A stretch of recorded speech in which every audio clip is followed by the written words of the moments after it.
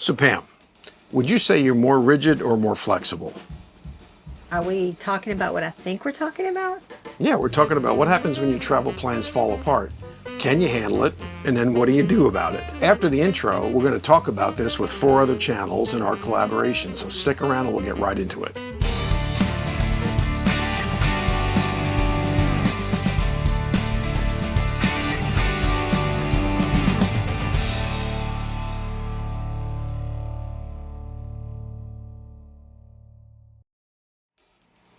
So welcome back, and if you're new to our channel, I'm Ken. And I'm Pam. And we're the Roadsmiths, and we're really excited to be back with this collaboration group. It's changed a little bit.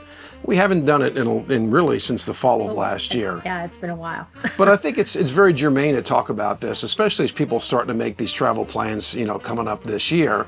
And we want to discuss what happens when your travel plans fall apart, how you handle it. Because they will. And they will. At some point. And it's happened to us two years in a row, really, 2023 and 2024. And so we're going to discuss exactly what happened to us, but more importantly, what's probably more of value to you is what are the apps and tools that you can use to make sure that if your plans do fall apart, that you still can get out and enjoy, a great trip. And that really happened to us. I mean, in what our plans changed, one was family oriented and one was just a change because of wildfires. But had that not happened, we would have missed out on some great opportunities. Yeah, you make the best of whatever the situation is.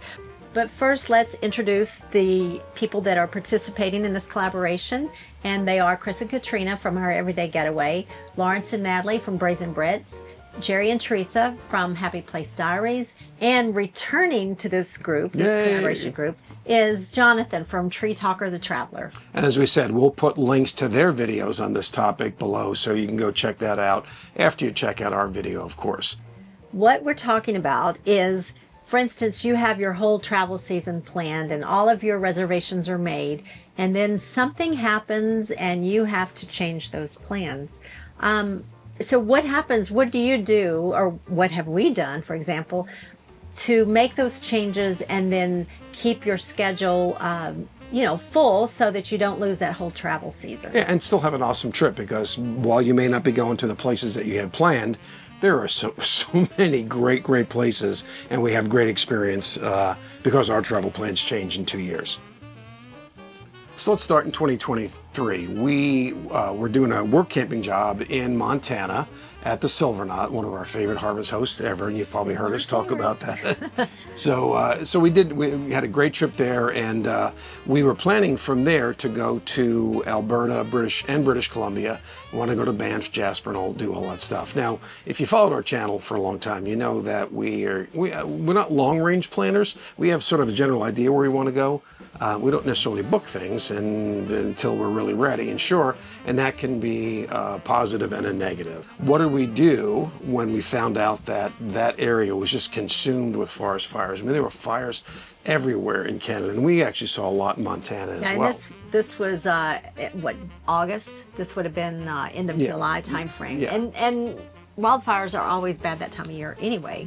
Yeah, so we decided that we couldn't get to British Columbia or Alberta, so we decided we always wanted to go to the Oregon coast, and we decided to pivot, and we pivoted, and that's a word that we've come to know because we use it a lot. Most RVers do. Yeah, and you have to be prepared for that. I know, there's a lot of people that plan out, months and months and months ahead of time, and when things go wrong, you have to unravel all those things, all those reservations, and you can incur some costs. So we decided to go to the Oregon coast, but we couldn't get out there until after Labor Day, because just everything was booked up, or at least things that we checked.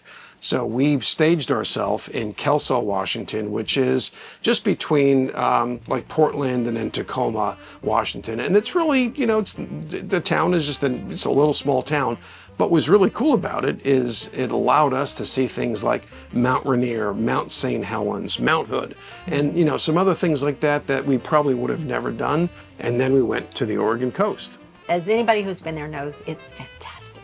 Yeah, so we spent the whole month in Oregon, basically going to Cannon Beach, going to the Willamette Valley, going to Florence, and doing the sand rails and just all those kind of things, and eating some awesome seafood. And then we went over to Ben's Sisters, and then eventually down to Crater Lake. And had we gone to British Columbia and Alberta, we would have missed out on that. And as Pam has always said is, if you miss out this year, those places aren't going anywhere. They're gonna be there the next year as well. So let's talk about some of the tools and apps you can use. And I'm really I'm amazed because every day you see a video about, the 5 best tools for boondocking, the 5 best tools for traveling. So there's a million of them. We can't cover all of those, obviously. So let's cover some of them that we have used, and then some that are available to people that would be helpful if you had a pivot. So one that's really cool to use, because it does really focus and cater to people with last minute either changes or last minute reservations, and that's Rearview. And what Rearview allows you to do is it sort of crawls out to all these different booking sites, and they look for cancellations, whether it's state parks, county parks, and I think they're doing more with even private campgrounds as well. But that'll really help you find a place that somebody may have canceled, and so it kind of helps you along with that. Harvest Host and Boondockers Welcome, they're now together as a combined company. We've used those a lot. You can now put in your route and figure out where the Harvest Host or Boondockers Welcome are along the way. And because they've consolidated those two, now oftentimes you'll find places that have hookups. RV Overnights is a new one, and that's a competitor now to Harvest Host and Boondockers Welcome. We have not yet used that.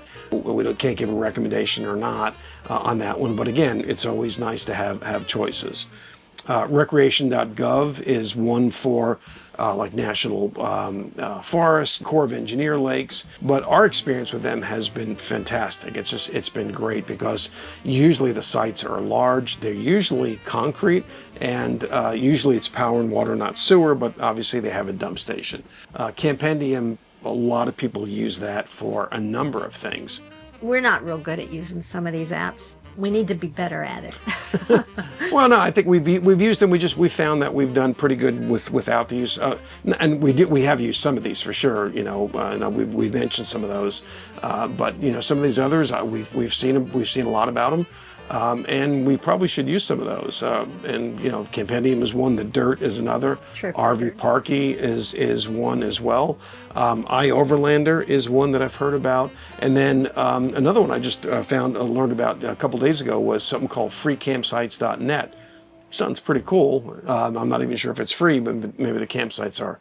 So, and there's other places along that travel that you really shouldn't overlook, right? Cracker Barrel. Oh, well, certainly, we've used these a few times. Cracker Barrels, Bass Pro Shops are really nice to use. Cabela's, what else? Well, Walmart's used to do it a lot, and it seems that Walmart's are not quite as open to this as they used to be. So if you think you might want to stay at a Walmart, always call ahead and talk to the manager and get approval before you do that. Yeah, and my one experience with a Walmart was in Texas, where what did I say that I was there all night, and everybody that came through that parking lot was either in need of a muffler, was soon to be in need of a muffler, or decided to take their muffler off, and so that was not a great night's stay there. And Cracker Barrel, I guess our point of advice would be look for the grease pit when you're there for the grease drain, because they far away. Yeah, park far away, because they typically come in and clear that out at about 5 in the morning.